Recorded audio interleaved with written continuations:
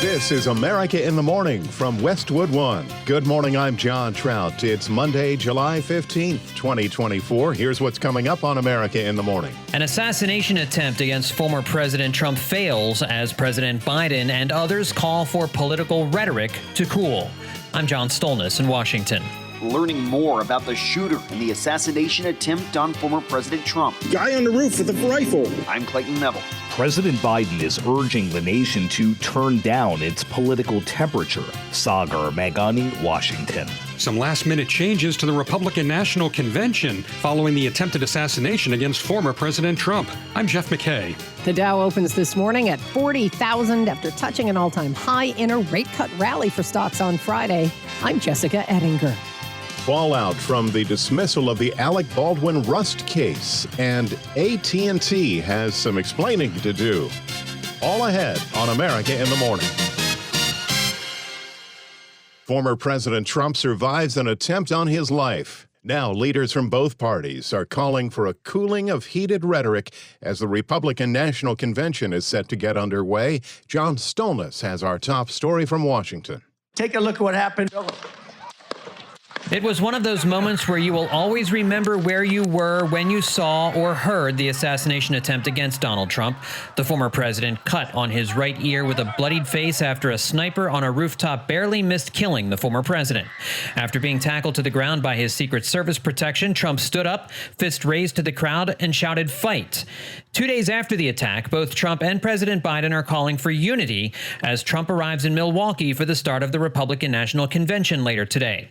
In a rare primetime address to the nation from the Oval Office last night, President Biden urged Americans to come together in the wake of the violence of the weekend. I want to speak to you tonight about the need for us to lower the temperature in our politics. And to remember, while we may disagree, we are not enemies.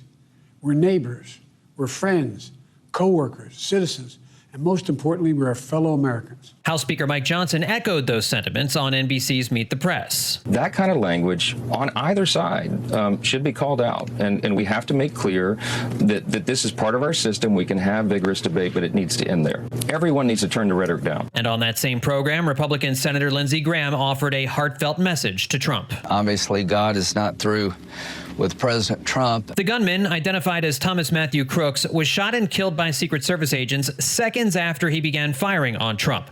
The Secret Service and other law enforcement are taking some criticism for allowing the gunman to climb onto the roof of an adjacent building with a clear line of sight of the president, including Republican Congressman Tim Burchett on Fox News. Somebody really dropped the ball. You've got a DEI, basically, a DEI initiative person who heads up our Secret Service. With the Republican convention beginning later today, Audrey Gibson Cicchino, the convention coordinator for the Secret Service, told reporters they've been planning security for this event for the last year and a half. But did it change within the last, and any change been made in the last 24 hours? We're not anticipating any changes to our operational security plans for this event. President Biden has ordered a security review of the attack, which killed one bystander, firefighter Corey Comparatore, and wounded two others. In a post on Truth Social Sunday, Trump continued to call for calm, writing, quote, "In this moment, it is more important than ever that we stand united and show our true character as Americans, remaining strong and determined and not allowing evil to win." John Stolnis, Washington. We're learning more about the shooter in that assassination attempt on former President Trump from the rally over the weekend in Pennsylvania. Correspondent Clayton Neville has that part of the story. The shooter identified as 20-year-old Thomas Matthew Crooks of Bethel Park, Pennsylvania. He was in muted colors, tan type clothing. We saw the rifle flinging around as he was trying to crawl. Witnesses told the BBC that they saw Crooks before the shooting and told police. We're pointing at him. The police are down there running around on the ground. We're like, "Hey, man, there's a guy on the roof with a rifle."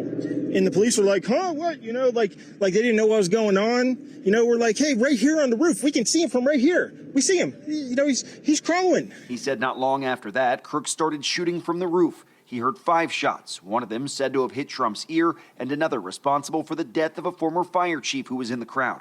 2 others critically hurt. The BBC told eyewitnesses that Crooks was then shot and killed by officers. Yeah, they crawled up on the roof. They had their guns pointed at him, make sure he was dead. He was dead, and that was it. It was over.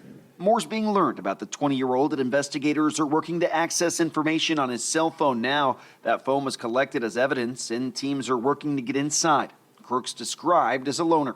He did sit alone at lunch. Like he was always alone. I mean, he was bullied every day. His former classmate spoke with reporters. He was like a kid that was always alone. He was always bullied every day. He was just an outcast. As far as the shooter's political affiliation, he was a registered Republican, but hadn't yet voted in a presidential election because he wasn't old enough 4 years ago. When Crooks was 17, he reportedly made a $15 donation to Act Blue. That's a political action committee that raises money for Democrat politicians. We have not identified an ideology associated with the subject, but I want to remind everyone that we're still very early in this investigation. FBI Special Agent in Charge Kevin Rojek said a motive still isn't clear.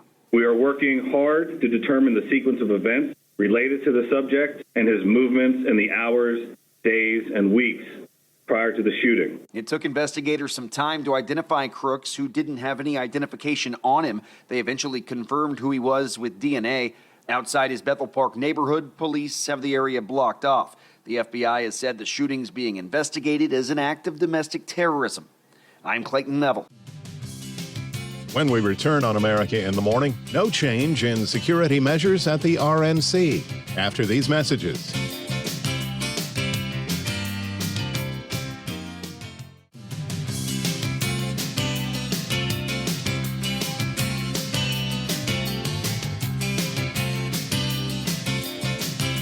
This is America in the Morning. Welcome back. A heat wave, generally referred to as any consecutive 3-day period with temperatures above 90 degrees. AccuWeather.com meteorologist Matt Rindy says we've got a few areas experiencing that this week. It will be a hot day from New England into the Middle Atlantic and Tennessee Valley. Highs in these areas will be well into the 90s with a few triple digits in the mix, and AccuWeather real field temperatures will be well over 100 for most. It will be quite warm in the southeast as well, with highs in the 90s and 100s. There will be plenty of sunshine, but some areas may get relief of a spotty afternoon thunderstorm. Thunderstorms are also possible into the state of Florida. Unfortunately, it will not be enough to relieve the dryness across the region. Triple-digit heat will be widespread across the central and southern plains, with southern Nebraska into Kansas and Oklahoma and northern Texas, with some areas even reaching 110. And in the west, though, after a considerable stretch of hot weather, we'll finally see some relief building in the area, with temperatures dropping closer to the historical average through most of the southwest into southern California. Northern California into the northwest will remain quite hot over interior areas, with highs well into the 90s and even a few 100s. There'll be some spotty afternoon thunderstorms across the west as well over a wide area. Looking into the northern plains into the Great Lakes, severe weather will once again become quite significant and widespread today, with some heavier showers and thunderstorms in a few areas early this morning from Michigan to central Illinois. Another area of heavier thunderstorms will continue in Minnesota early today and then move into parts of Wisconsin, Iowa, and Illinois into the afternoon, and then continue to the south and east to Michigan, Indiana, and even western Ohio tonight. These storms will have the potential for heavy rain, damaging winds, and even a tornado. I'm AccuWeather.com meteorologist Matt Rindy. Remember, you can follow us wherever you get your podcasts: Apple, Spotify, Amazon, YouTube. Just search America in the Morning in your favorite listening app. I'm John Trout.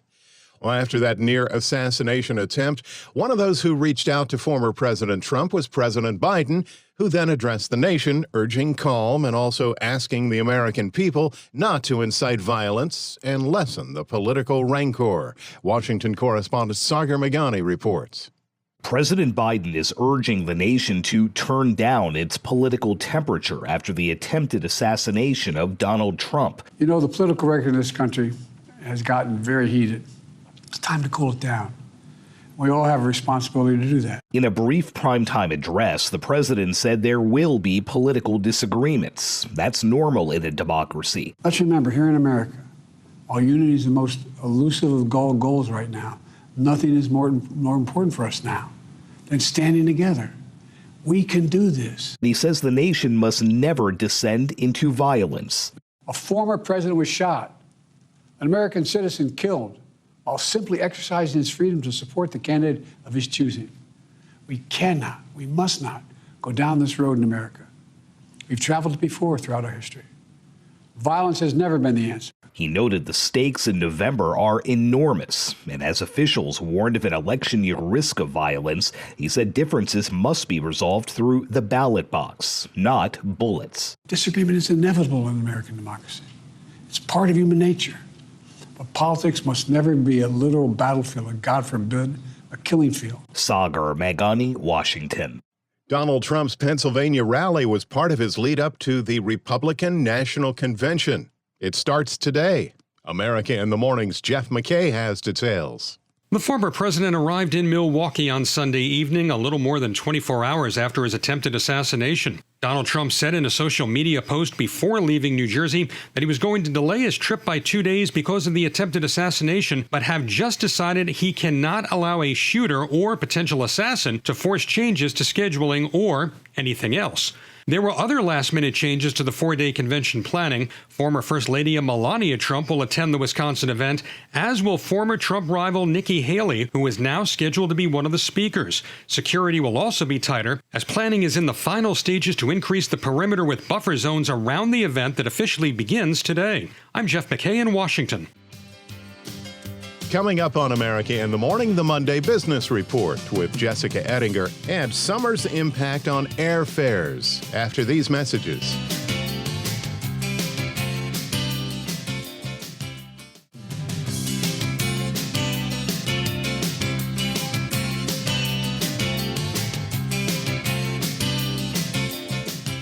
Welcome back. You're with America in the Morning. The Business Report is sponsored by Fisher Investments. Fisher Investments is a fiduciary, always putting clients' interests first. Learn more at FisherInvestments.com. Here's CNBC's Jessica Ettinger. Wall Street opens this morning after a record-setting Friday. The Dow hit an all-time high. It closed ever so slightly above 40,000. Tech stocks rebounded. NVIDIA and Intel were higher, so were shares of Tesla. The market's not making any missteps here in terms of big picture. I mean, there's 300 new 52-week highs in the New York Stock Exchange today against 8 new lows. Second half of July, maybe you have fewer seasonal tailwinds. Again, nothing bad. It's more about how many times have we priced in the soft landing in the first rate cut? Maybe not enough. Maybe we've done it. CNBC's Mike Santoli. Investors are calling that a rate cut rally. They're hoping the Fed starts cutting interest rates to make money cheaper to borrow. Some, though, are cautious with the major indexes at or near record highs. It's a rate cut rally, and the valley of the cycle is coming. The question is, when is it coming? And the question is, what will be the depth and duration? Branch Global's Greg Branch on CNBC. Investors on Friday shook off a slight tick down in University of Michigan consumer sentiment and a slight tick up in wholesale inflation for June. But on the consumer side, the June CPI showed another tick down for inflation last month for you and me at stores, now sitting at 3%. Things are cheaper today than a year ago, like apples or ham and potatoes, gas, new and used cars and trucks, toys, and furniture. There's a whole long list of deflated items now at CNBC.com. Well, summer travelers should be aware of the potential for an increase in airline tickets. Well, first, Delta Airlines says it's taking about a $100 million hit this summer as Americans avoid Paris. Delta's the top airline from the U.S. to France. People don't want to be there during the Olympics if they're not going to the Olympics. And that may impact some airfares for the summer. But as the CEO tells CNBC, the low airfares domestically within the U.S. this summer, a result of too many airline seats, those fares are not going to likely be around this fall. The industry brought more capacity for this summer. Between June and August, you see the discounters particularly discounting heavily. But the industry is already correcting for the oversupply so that by the end of August, we expect in September, our domestic unit revenues are going to be back inflecting positive once again. Delta CEO Ed Bastian on CNBC. On today's watch list, we get earnings from big Wall Street names Goldman Sachs and BlackRock. We get a read on manufacturing in the New York region. The Republican National Convention begins in Milwaukee. On this date in 1903, the Ford Motor Company took its first car order. I wonder how that worked out for him. Thank you, CNBC's Jessica Ettinger. When we return on America in the Morning, Baldwin's manslaughter charge dismissed after these messages.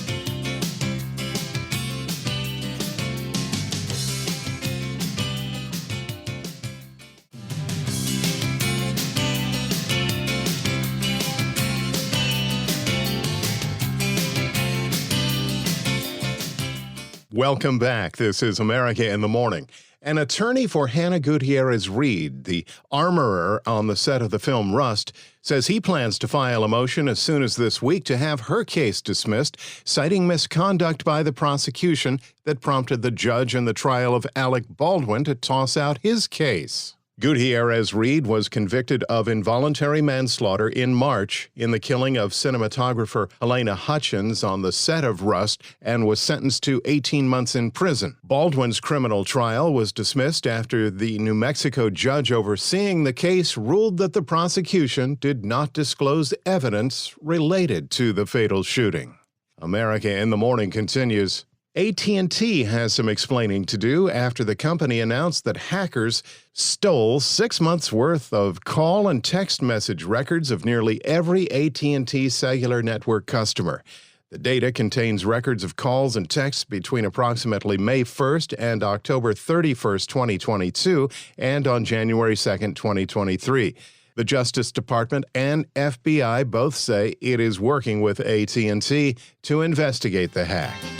America in the Morning for Monday, July 15th, 2024 is produced by Jeff McKay. Senior producer Kevin Delaney. I'm John Trout. This is Westwood One.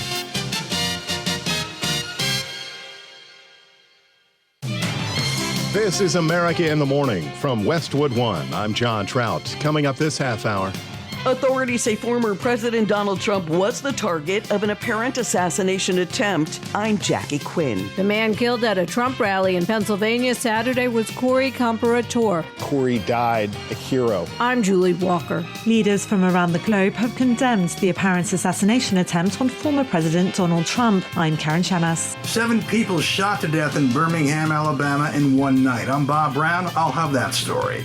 Power still out in parts of the Houston area, and the governor of Texas has a deadline for one energy company.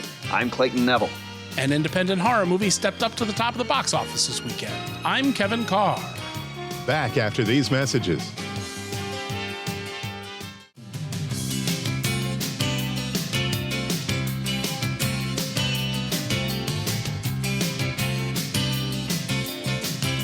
This is America in the Morning with an eye on the potential for severe weather. Here's AccuWeather.com meteorologist Matt Rindy. Severe weather will once again become quite prevalent over the plains into the Great Lakes today with some heavier showers and thunderstorms in a few areas this morning from Michigan to central Illinois. Another area of heavier thunderstorms this morning will continue into Minnesota early today and then move into parts of Wisconsin, Iowa, Illinois into the afternoon and then continue south and east to Michigan, Indiana, and even western Ohio tonight. These storms will have the potential for heavy rain, damaging winds, hail, and even a tornado. Another region where heavier thunderstorms will be a risk is across the Northeast from New York and Pennsylvania into southern New England and parts of the Middle Atlantic. These storms can produce drenching downpours as well as damaging wind gusts. Before the thunderstorms develop in the east, it'll be a hot day for New England into the Middle Atlantic, into the Tennessee Valley. The highs over these areas will be in the 90s with a few triple digits in the mix, and AccuWeather real field temperatures for the area will be well over 100. It'll also be quite hot in the southeast with highs in the 90s and 100s. There'll be plenty of sunshine, but some areas may get some relief. Thunderstorms are also possible into Florida. Unfortunately, this will not be enough to relieve the dryness of the region. And then triple-digit heat will be widespread across the central and southern plains from southern Nebraska through northern Texas. Some areas will even reach 110 degrees. And in the west, after a considerable stretch of hot weather, we'll finally see some relief building into the region with temperatures dropping closer to the historical average. That's the weather across America. It'll be a hot and humid day in Chicago with some sunshine and a gusty thunderstorm this afternoon and tonight with a high of 93. Tallahassee, Florida will also be quite warm with clouds and sun and an afternoon thunderstorm and a high of 95. I'm AccuWeather.com meteorologist Matt Rindy. Follow us wherever you get your podcasts, Apple, Spotify, Amazon, YouTube. Just search America in the Morning in your favorite listening app. I'm John Trout. The motive remains unclear into why a 20-year-old Pennsylvania man attempted to assassinate former President Trump at a rally in western Pennsylvania. Correspondent Jackie Quinn reports on evidence found at the home of the gunman, what authorities are saying, and from witnesses who were terrified as shots rang out, which left one rally-goer dead. Thank you. It began as a high-energy Donald Trump rally in Butler, Pennsylvania, and ended in bloodshed and terror. And you know, that's a little bit old, that chart. That chart's a couple of months old, and if you want to really see something that's said, take a look at what happened.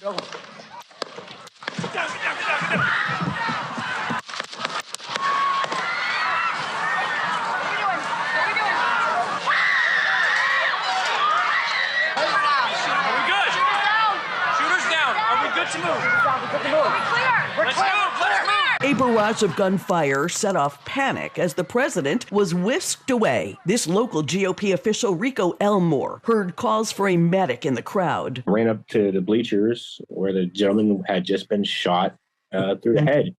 And I do want to say that I truly pray for the family. This rally attendee, Johnny Palmadessa, says he's a Democrat, calling for a more civil society. The innocent people at that rally were no longer Republicans. We were just Americans, and we were scared. Authorities identify the gunman as 20-year-old Thomas Matthew Crooks of Pennsylvania. He was killed by Secret Service agents. Disagreements are okay, but we need to use a peaceful political process to settle those differences. This is a moment where all leaders have a responsibility to speak and act with moral clarity. Sources tell the Associated Press bomb-making materials were found inside his vehicle and at his home. At an early morning news conference. At this time, we have no reason to believe that there is any other existing threat out there. We are doing everything we can to make sure that this is thoroughly investigated, and that if there is any information developed that anyone else was involved, that between PSP and the FBI, that will very quickly be followed up on. Lieutenant Colonel George Bivens, the Pennsylvania State Police Deputy Commissioner, said there was much to learn about the suspect and his motivation. The single greatest priority would be to identifying a motive and whether there was anyone else involved. Investigators believe the firearm that Crooks used had been purchased by his father at least 6 months ago. Secret Service agents fatally shot Crooks, who was on a rooftop outside the rally venue at a farm show in Butler. I'm sincerely grateful that he's doing well and recovering, and we had a short but good conversation. Jill and I are keeping him and his family in our prayers. We also extend our deepest condolences to the family of the victim who was killed. He was a father. He was protecting his family from the bullets that were being fired. Former President Trump has posted on social media that he's fine. I'm Jackie Quinn. Widespread concerns remain and questions abound as to how that sniper was able to obtain rooftop access roughly 500 feet from the former president's position at the podium at that outdoor rally. President Biden announced he's demanding an independent review of the national security at Donald Trump's rally, purportedly to assess exactly what happened, and vowed to share the results of that independent review with the American people. Former FBI Deputy Director Andrew McCabe, speaking on CNN's State of the Union Sunday, questioned how a building that had direct line of sight to the former president's podium was not addressed as a possible threat.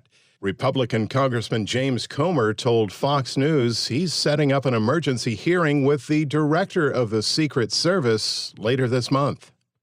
Correspondent Julie Walker reports on the former Pennsylvania fire chief who was killed in the assassination attempt of former President Trump.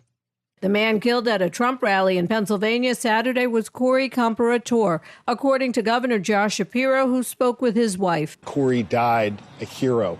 That Corey dove on his family to protect them. He says the former fire chief was an avid Trump supporter and family man. Corey was a girl dad. Corey was a firefighter. Corey went to church every Sunday. Corey loved his community. And most especially, Corey loved his family. The governor would not discuss the conditions of the two others hurt in the shooting. On social media, Trump sent prayers to all the families and said he was fine after the upper part of his right ear was pierced in the shooting. I'm Julie Walker. Worldwide reaction from leaders around the globe on the assassination attempt on former President Trump. Correspondent Karen Shamas has that story. Leaders from around the globe have condemned the assassination attempt on former President Donald Trump. The attack, which targeted the former president at a rally in Pennsylvania, left one attendee dead and critically injured 2 others. At a news conference, Australian Prime Minister Anthony Albanese said, "This was an inexcusable attack on the democratic values that Australians and Americans share and the freedom that we treasure." Britain's new Prime Minister, Sir Keir Starmer, said on X that he was appalled by the shocking scenes and sent his best wishes to Trump and his family. Nigel Farage, leader of the British party Reform UK and a friend of Donald Trump, described the assassination attempt on the former president as horrible and yet somehow not surprising. Trump's campaign said the presumptive Republican nominee was doing fine after being whisked off the stage, though the shooting pierced the upper part of his right ear. The Secret Service said it killed the suspected shooter who attacked from an elevated position outside the rally venue. U.S. authorities are still investigating the shooting. I'm Karen Shamas. When we return on America in the Morning, Beryl leaves Houston still in the dark.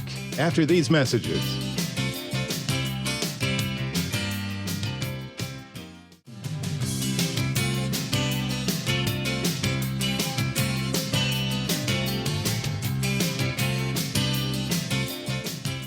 Welcome back. I'm John Trout. You're with America in the Morning.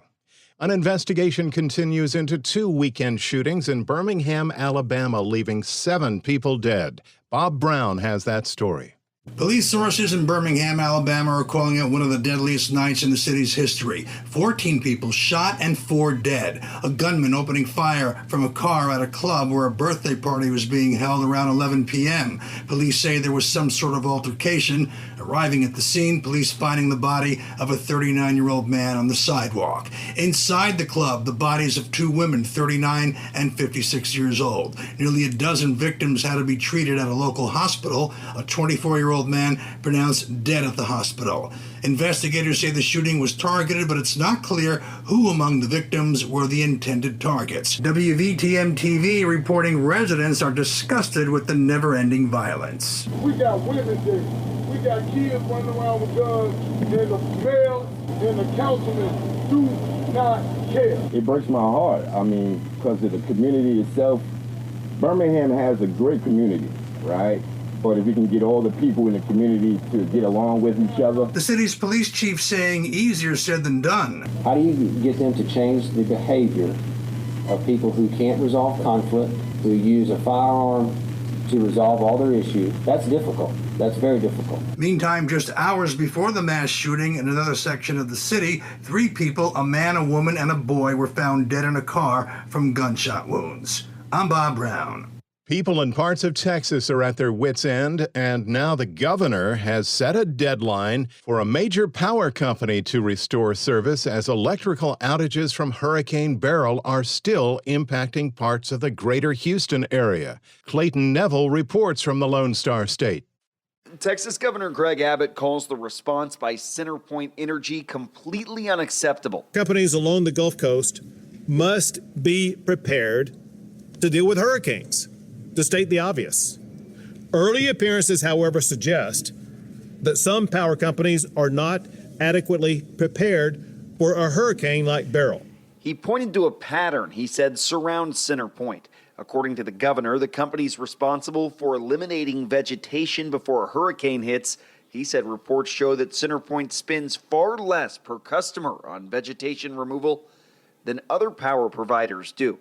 He also said that while the company assembled linemen ahead of time, many were late to respond after Hurricane Beryl. He called on the state's Public Utility Commission to investigate CenterPoint. Find out what the reason for failure was, what must be done to fix it. So there will be the Public Utilities investigation. The company insisting that nearly 90% of power will be restored by the start of this week. Power went out at the beginning of last week when Beryl blew through. Michelle Hunley with Centerpoint spoke with KPRC TV in Houston. Although the dirty side, what they call the dirty side of Hurricane Beryl, directly impacted a majority of the company's 5,000 square mile system, it resulted in downed trees, branches, and other debris affecting the distribution poles and wires. Overall, the system and system's integrity is good. Governor Abbott threatened to issue an executive order forcing Centerpoint to improve the reliability of its equipment and level of storm preparedness if the company fails to address his concerns. In fact, he set a deadline of July 31st. I'm Clayton Neville. In other news around the nation, following their state primary, South Carolina's Senate has just 2 women left after voters removed 3 Republicans who stood against a total abortion ban. Correspondent Jennifer King reports.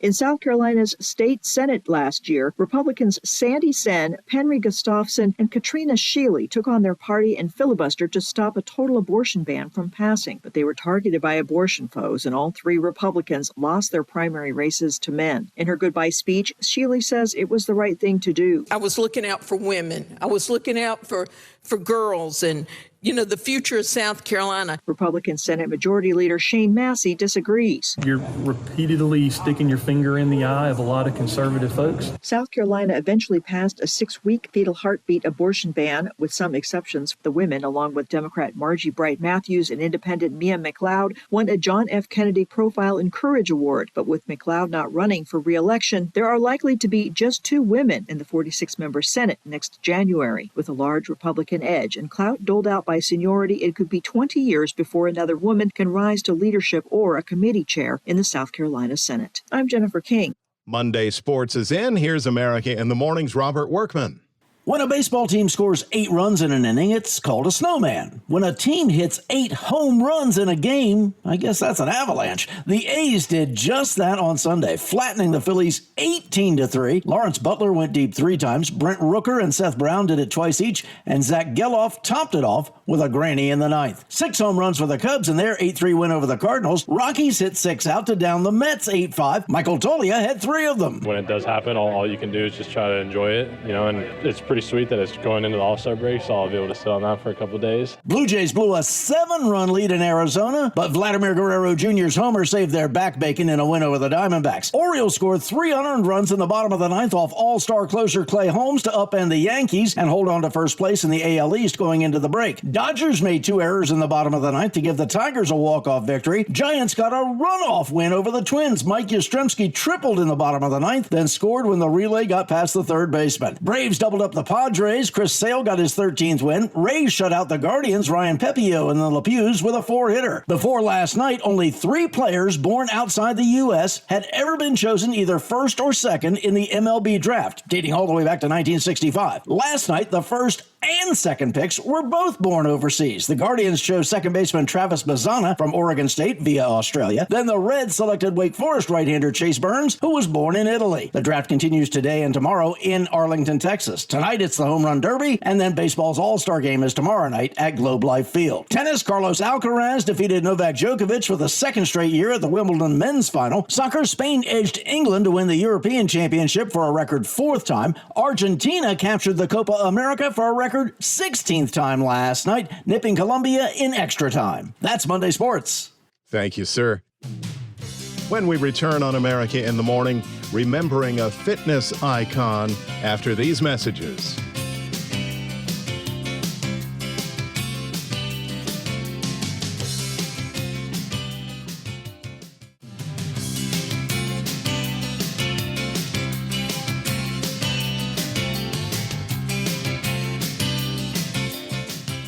Welcome back. You're with America in the Morning. He mixed laughs with perspiration and became a household name with his sweatin' to the oldies aerobic videos.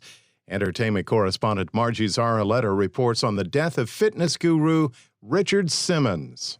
As a teen, Richard Simmons weighed 268 pounds. He lost the weight and turned his success and his infectious personality into a mini empire. When you're an overweight child, you can either get beat up and punched on and brutalized and made fun of, or you can be the class clown and you can make them laugh before they hit. He led the Sweatin' to the Oldies exercise videos, created the Deal a Meal diet plan, wrote best-selling books, and hosted the Emmy-winning daytime talk show, The Richard Simmons Show. When I'm sitting there with a woman and she's very overweight and her family doesn't understand and she's not treated with any respect, that saddens me.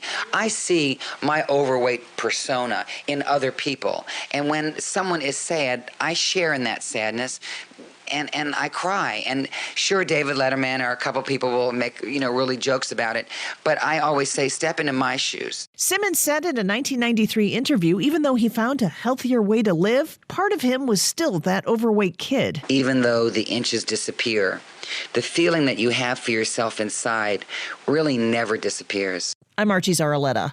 Surprise at the box office this weekend as a horror movie scared its way to filling theater seats. Kevin Carr has details. Gru and his minions held the top spot at the box office this weekend, but an indie horror movie made the biggest splash. Our new secret weapon, the Mega Minions. The fourth Despicable Me easily held off the new competitors to rule the weekend with $45 million, which was enough to get the studio to announce a third Minions movie for summer 2027. The real star of the weekend was the horror film Longlegs. I know you're not afraid of a little bit of dark. The serial killer thriller, directed by Osgood Perkins and starring Micah Monroe, crawled into second place with a fantastic $23 million. This is the highest opening ever for its art house studio, Neon. We wanted to make such a good first impression.